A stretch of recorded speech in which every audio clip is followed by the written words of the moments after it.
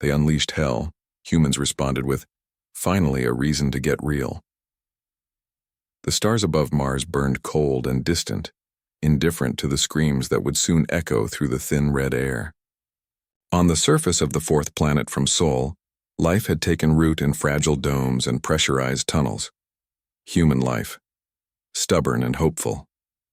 Colonists grew crops under artificial suns, raised children who had never seen Earth's oceans, and dreamed of a future where Mars was more than a frontier. It was home. That dream ended in fire. Without warning, without declaration, the Cathar hegemony struck. Their warships, sleek obsidian vessels bristling with plasma cannons, slipped past the outer sensor nets like shadows. They didn't hail. They didn't negotiate. They simply opened fire. 3 colonies, New Haven, Ares Prime, and Redstone, vanished in blinding flashes of violet energy. Atmosphere domes shattered. Oxygen ignited. People turned to ash before they could even understand what was happening. In less than an hour, over 12,000 souls were gone. The hegemony had watched humanity for decades. They saw a species divided, nations bickering over resources, ideologies clashing in endless debates, governments paralyzed by bureaucracy. To the Cathar, humans were loud, emotional, and chaotic. Not a threat, barely worth noticing. Their High Overseer Vraktol had called them a swarm of insects playing at civilization. He believed a swift, brutal strike would shatter their spirit. He expected surrender, or at least silence. He was wrong. Deep beneath the granite bones of Cheyenne Mountain, in a command bunker built during a different age of fear, Captain Daniel Brooks stood before a wall of flickering screens. His uniform was rumpled, his eyes bloodshot from a double shift, but his posture was rigid. On every screen, the same image repeated: burning domes, drifting debris, emergency beacons blinking out one by one. The casualty count climbed faster than the system could update. Lisa Grant, his tactical officer, stood beside him, arms crossed, jaw tight. She had family in Ares Prime, a younger brother. She hadn't spoken in 10 minutes. No one had. Brooks turned slowly, his boots clicking on the metal floor. He looked at Grant, then at the others in the room, engineers, comms officers, junior lieutenants, all frozen in shock. For weeks, the United Earth Defense Coalition had argued over budget cuts, protocol updates, and whether their aging fleet could even reach Mars in time to matter. Now the question was gone, replaced by something far simpler. He walked to the center of the room where the main console hummed softly. He placed a hand on it not for drama, but because he needed to feel something solid. Then he spoke, voice low but clear. "They unleashed hell," he said. "Finally a reason to get real." The words hung in the air like a spark in dry grass. Within minutes, the bunker came alive. Orders flew. Secure all orbital defense grids. Activate dormant AI cores. Recall all off-duty personnel. Scramble the Luna intercept squadrons. The old emergency protocols, long dismissed as relics of paranoid Cold War thinking, were dusted off and executed with machine-like precision. No debates. No committees. Just action. Across Earth, similar scenes unfolded. In Houston, engineers rerouted power from civilian grids to military launch pads. In Nairobi, cyber defense teams began flooding hegemony comms channels with noise, buying time. In Beijing, shipyards that had been idle for years lit up as crews rushed to refit old freighters into armed escorts. Even the Belt, home to miners and drifters who rarely cared about Earth politics, sent word. "We're in." The hegemony expected panic. Instead, they got purpose. Back in Cheyenne Mountain, Brooks reviewed the first full scan of the attack zone. The enemy fleet hadn't lingered. They'd struck and vanished, confident their message was received. Arrogant. That was their first mistake. Their second would be underestimating what humans did when they stopped arguing and started working together. Grant finally spoke. "They think we'll beg," she said, voice rough. "Or hide," Brooks nodded. "Let them think that." He pulled up a schematic of the Sol system. Mars was a wound. But Earth, Luna, the Jovian shipyards, they were still intact. And now they were awake. He tapped a command into the console. A single line of code buried deep in the Coalition's archives activated. Designation Iron Resolve. It wasn't a weapon. It was a signal. A trigger that told every military and civilian asset in human space: stand ready, unify, defend. From the Arctic to the equator, from orbital stations to deep-sea research labs, systems blinked online. Drones powered up. Railgun turrets rotated toward the sky. AI cores, long limited by ethical firewalls, received new parameters. Protect human life at all costs. No one celebrated. There was no time. But a quiet shift had occurred. The scattered, squabbling species the hegemony had mocked was gone. In its place stood something harder, sharper, united not by ideology but by loss, and by resolve. High Overseer Vraktal received the initial after-action report aboard his flagship, the dreadnought Vorlag. Human colonies neutralized, the report read. No significant resistance detected.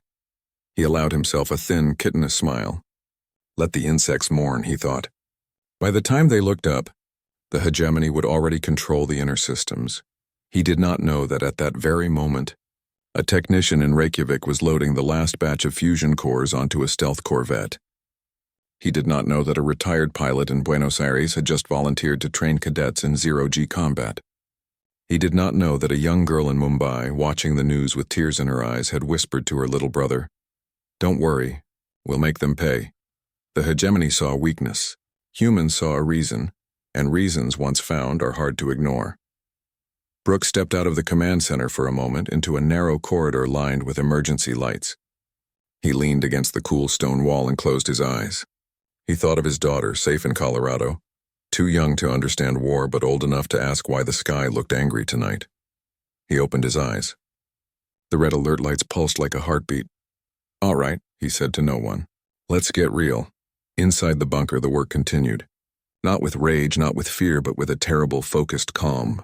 Humanity had been pushed, and for the first time in generations, every hand reached for the same tool. Not a plea, not a prayer, a weapon. News of the Martian massacre spread faster than any signal had a right to travel.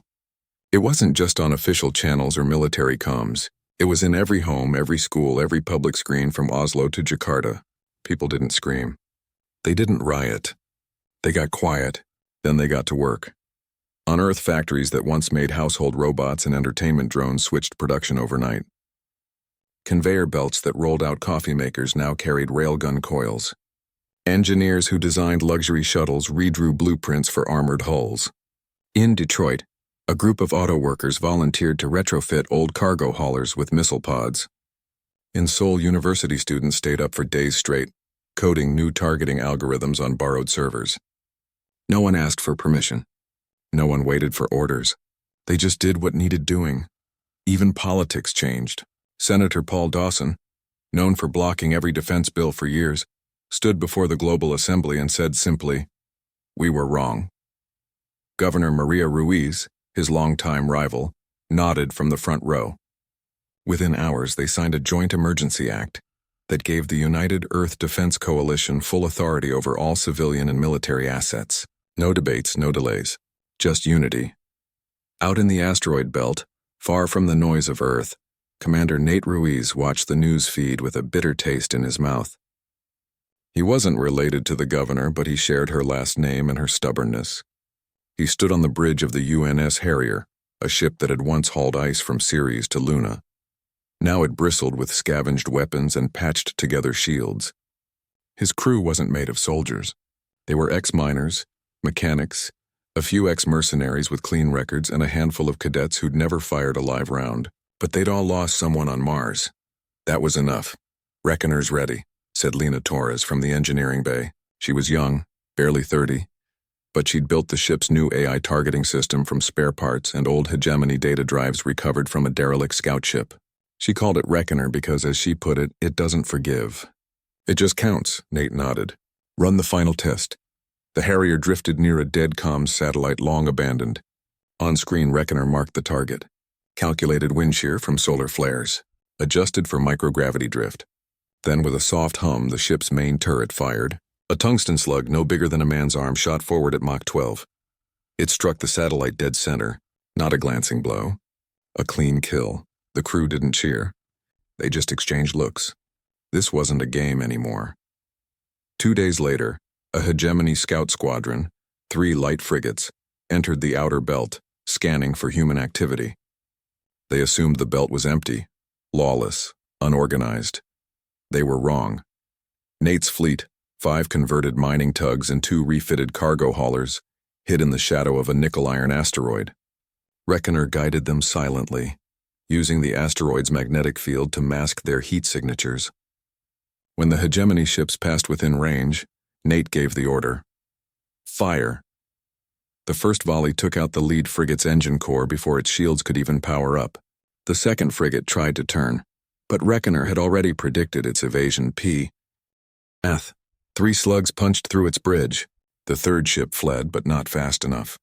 A drone launched from the Harrier latched onto its hull and detonated its plasma core. The whole fight lasted less than 4 minutes. Afterward, Nate stood on the bridge, staring at the drifting wreckage. No human lives lost, 3 enemy ships destroyed. It wasn't revenge. It was a message. Back on Earth, the victory was broadcast not as propaganda but as proof. Proof that humans could fight, that they could win. Recruitment centers overflowed. Not just soldiers, engineers, medics, pilots, even cooks and medics signed up. People donated food, fuel, spare parts. A farmer in Nebraska sent his entire grain harvest to military logistics. A tech billionaire in Singapore gave his private fleet of shuttles to the cause. No press tours. No interviews. Just action. In a hidden lab beneath Geneva, Dr. Owen Pierce and his team worked around the clock. They'd recovered fragments of hegemony plasma weapons from the Martian ruins. Now they were reverse engineering them. Not to copy, but to understand. Their tech is advanced, Owen told his team, but it's rigid, predictable. Humans? We adapt. Meanwhile, on Luna, Captain Daniel Brooks reviewed new fleet deployments. The old guard had wanted to wait, to build more ships, to train longer. But Brooks knew time was the one thing they didn't have. We fight with what we have, he told his staff. Not what we wish we had, so they did. Old freighters became missile carriers. Passenger liners turned into hospital ships. Even civilian satellites were reprogrammed to jam enemy sensors. It wasn't elegant. It wasn't perfect. But it was human. The hegemony noticed. Patrol reports came back confused.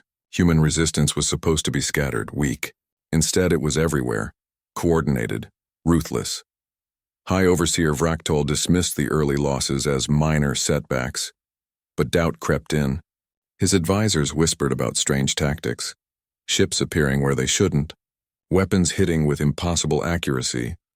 Humans fighting not for territory, but for something deeper. Something they couldn't measure. On Ceres, Nate Ruiz stood beside Lena Torres as they loaded the last of the tungsten slugs into the Harrier's magazine. They think we're just reacting, he said. Lena wiped grease from her hands. Let them think that.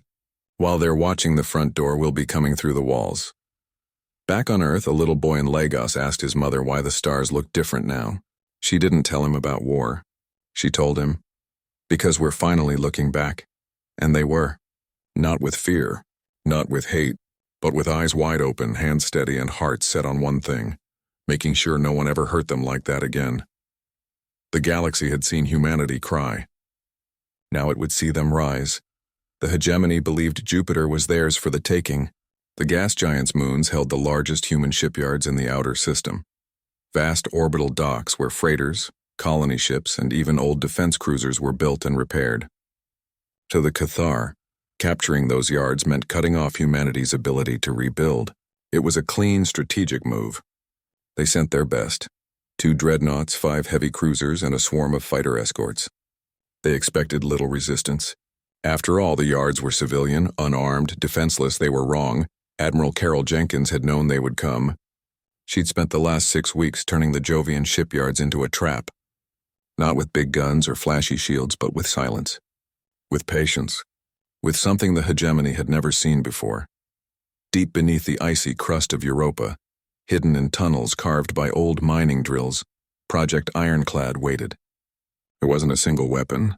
It was a network, hundreds of small, autonomous drone platforms, each no bigger than a shuttle, powered by stolen hegemony plasma cores and guided by a decentralized neural mesh trained on every major human battle in history. From Thermopylae to the Pacific War, from orbital skirmishes to ground invasions, the system had learned how humans fought. Not with brute force, but with cunning, with sacrifice, with timing. The drones had no pilots, no voices, no fear. They only had one command: protect human life. As the hegemony fleet entered the Jovian approach zone, their sensors showed nothing unusual. The shipyards looked quiet. A few maintenance bots drifted near the outer rings. No warships, no energy spikes, just empty space and cold metal. High Overseer Vraktol watched from his flagship, the Vorlog, now repaired after its earlier losses. He gave the order. Begin bombardment, plasma cannons charged. Fighter wings launched. The dreadnoughts moved into position.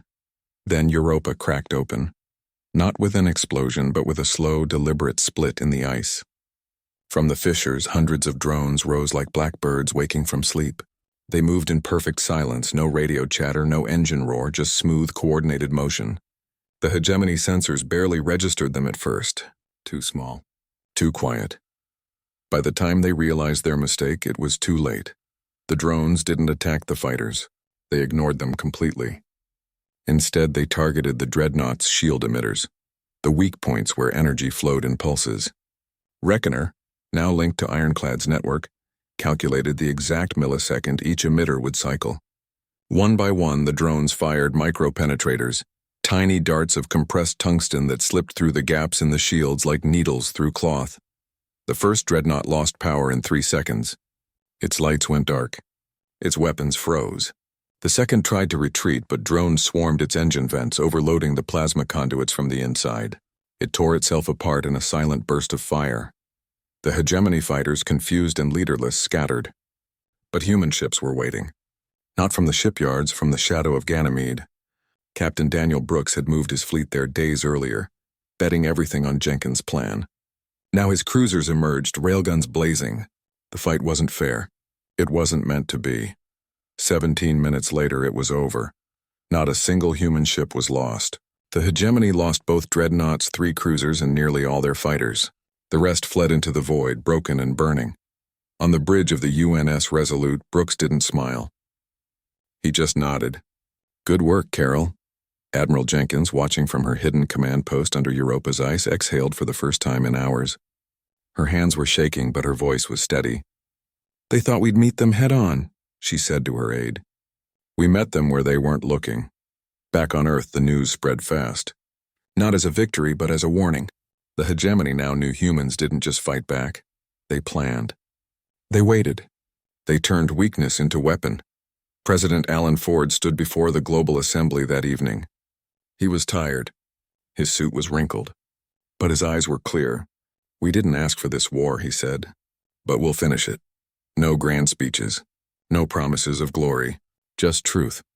In the belt, Nate Ruiz watched the battle footage on a cracked screen. He saw the drones move like a single mind. He saw the hegemony ships fall like stones. He turned to Lena Torres. We're not just surviving anymore, he said. No, she replied. We're winning. On Mars, cleanup crews began the grim work of recovering bodies. They worked in silence under red skies, but now they carried sidearms. Not for fear, but for respect. For readiness. The hegemony tried to spin the loss. Vraktol called it a temporary setback caused by primitive sabotage. But in private, his hands trembled as he reviewed the drone attack patterns. There was no randomness. No error, only precision. And that scared him more than rage ever could, because rage could be crushed. Precision could not. On Luna, Lisa Grant updated the defense grid.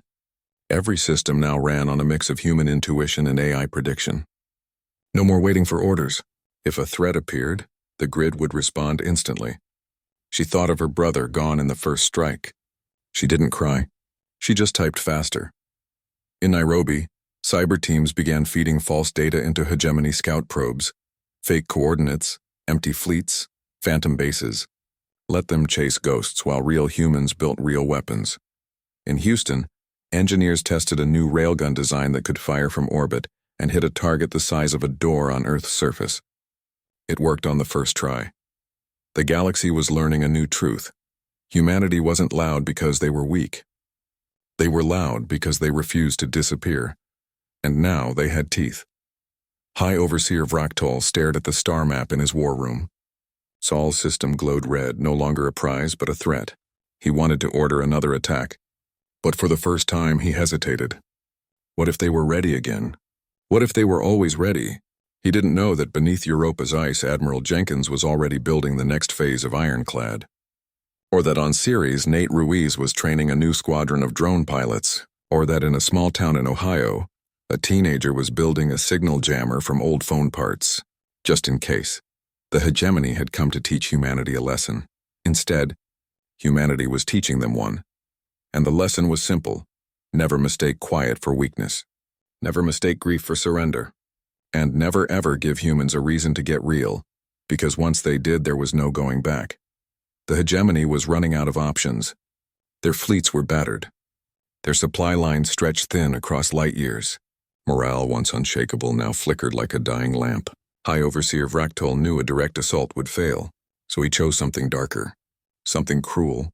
He ordered the release of the Xylos Plague, a bioengineered pathogen designed to attack human DNA, shutting down immune systems within hours. It wouldn't kill quickly. It would make them suffer. It would break their spirit. They released it near Titan. The moon's terraforming domes housed over 8,000 scientists, engineers and support staff, people working to turn Saturn's largest moon into a new home.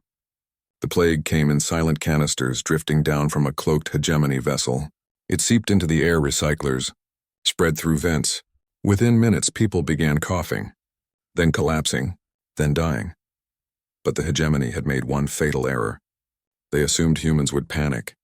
They didn't know Dr. Owen Pierce and Lena Torres were already on Titan.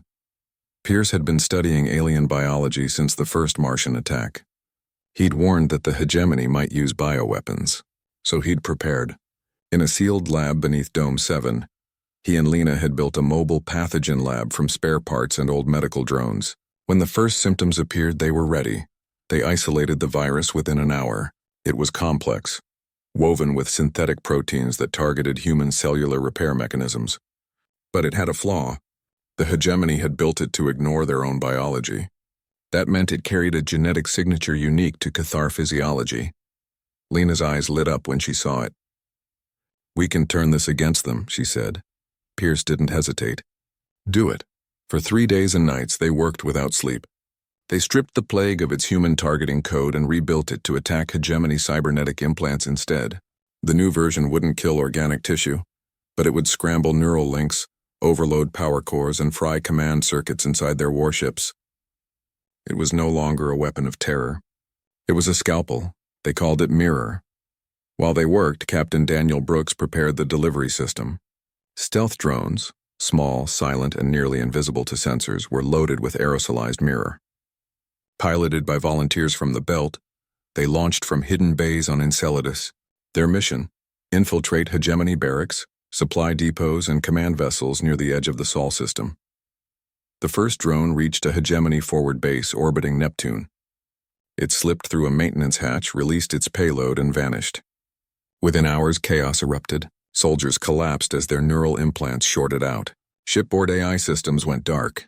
One cruiser lost all power and drifted into the gas giant's pull.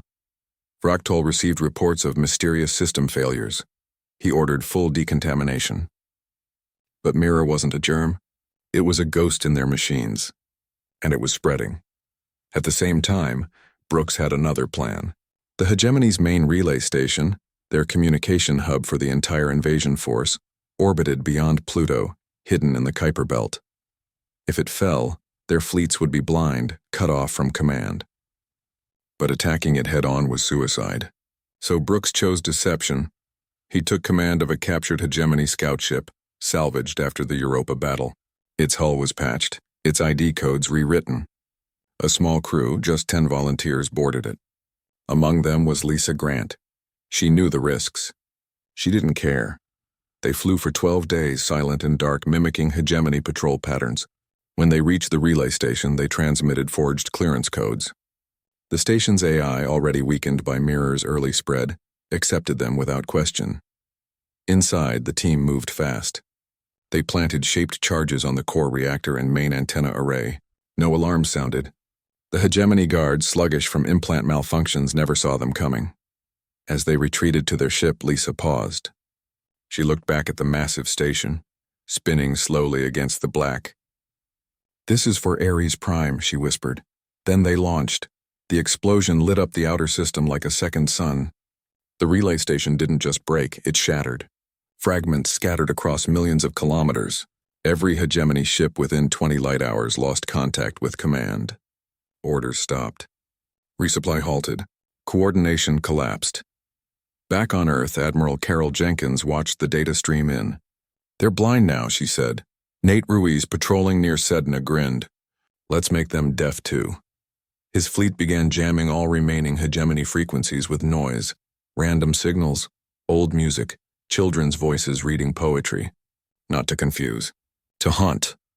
On Titan, Pierce and Lena watched as the last of the human plague victims recovered. The antidote worked. No one else died. They sat in silence for a moment, exhausted but alive. "They tried to break us with fear," Lena said. Pierce nodded. "We broke them with science." In the hegemony flagship, Vractol stared at his dead comms screen. His hands clenched. His implants buzzed with warning pings he couldn't silence. For the first time, he felt truly alone. His fleet was scattered. His weapons failing. His enemy, once dismissed as insects, had turned his own tools against him. He wanted to rage. To order a final desperate charge, but his ship's systems flickered. Lights dimmed. The AI voice stuttered. He was losing control, and he knew why.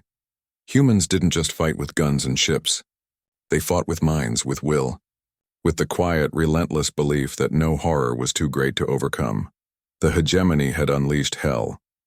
But humans had spent centuries learning how to walk through fire. Now, they were lighting their own, and the galaxy would burn with them. The war ended not with a treaty, not with a grand speech, but with silence. The hegemony's remaining ships, battered, broken, and blind, turned away from the Sol system and vanished into the dark between stars. They did not broadcast surrender. They simply left like shadows retreating from light. No one chased them. Humans had learned that some enemies are best left alone once they've been shown the cost of returning. On Earth, there were no parades, no victory banners. Too many names had been added to the memorial walls. On Mars, on Titan, in orbit, in quiet towns where families waited for calls that never came. People gathered in parks and plazas, not to cheer but to remember. They lit candles. They held hands. They stood in silence longer than anyone expected. Grief had a weight and it settled deep, but life went on. Factories that had built railgun turrets now rolled out water purifiers and solar panels. Shipyards that forged warships began assembling new colony transports, this time with stronger shields and better sensors just in case. Schools reopened. Children returned to classrooms, though some still flinched at sudden noises. Teachers didn't ignore it. They talked about courage, about loss, about why it mattered to protect each other. In a quiet moment aboard the UNS Resolute, now docked at the rebuilt Jovian yards, Commander Nate Ruiz stood by the observation window. Saturn's rings glowed in the distance, calm and endless. Lisa Grant joined him holding 2 cups of real coffee, rare now but worth it. "They think we became monsters," she said softly. Nate shook his head. "We didn't, we just remembered who we are," he meant it. Humans hadn't enjoyed the war. They hadn't glorified it. They'd done what was needed, then stopped. No conquest, no revenge fleet sent into hegemony space. Just defense, just survival, just dignity. Back on Earth, President Alan Ford walked through a newly planted memorial garden in Geneva. Each tree bore a plaque with a name. He stopped at one, Ares Prime Sector 4. He touched the bark and said nothing. He didn't need to. In Nairobi, cyber teams shut down the last of the emergency defense grids. The drones powered down. The jamming signals ceased. The world went quiet again, but not the old quiet. This was a different kind. Watchful, aware, but at peace. Dr. Owen Pierce and Lena Torres returned to their lab, not to build weapons, but to heal. They turned Mirror's design into a medical tool, a way to safely disable faulty cybernetics in human patients. What had been made to destroy was now used to mend. That felt right. Admiral Carol Jenkins retired, not because she was tired, though she was, but because she believed the next generation should lead. She handed command to a young officer from Luna, who'd lost both parents in the first strike. "Guard them well," Jenkins said. The officer nodded. No words needed. Captain Daniel Brooks visited his daughter in Colorado. She was older now, quieter. She asked him if the stars were safe again. He didn't lie. Nothing's ever completely safe, he said. But we're ready, and that's enough. She hugged him. He held on longer than usual. Out in the belt, miners went back to hauling ice and ore, but their ships now carried small defense pods, just in case. Not for war. For warning, the lesson had been learned. Peace isn't the absence of enemies. It's the presence of readiness. The galaxy took notice. Other species, watching from afar, had assumed humanity would either crumble or become conquerors. Instead, they saw something rare, a civilization that fought only when forced, won without cruelty, and returned to kindness as soon as the guns fell silent. Trade ships from neutral systems began arriving again. Not with weapons, but with offers. Food, tech, friendship. Humans accepted cautiously, but openly. They knew isolation was weakness. Unity was strength. High Overseer Vractal was never seen again. Some said he died when his flagship systems failed. Others claimed he vanished into exile, haunted by the faces of the humans he'd underestimated. His name became a warning among the Cathar. Never provoke the quiet ones. On Mars, new domes rose beside the ruins. Not bigger, not flashier, just stronger. Children played in pressurized courtyards, laughing under red skies. They didn't know fear. They knew stories of people who stood when others ran, who built when others burned, who chose to be human even when hell came calling. And in a hidden archive beneath Cheyenne Mountain, the final transmission from Earth's High Command remained stored, unedited, unshared with the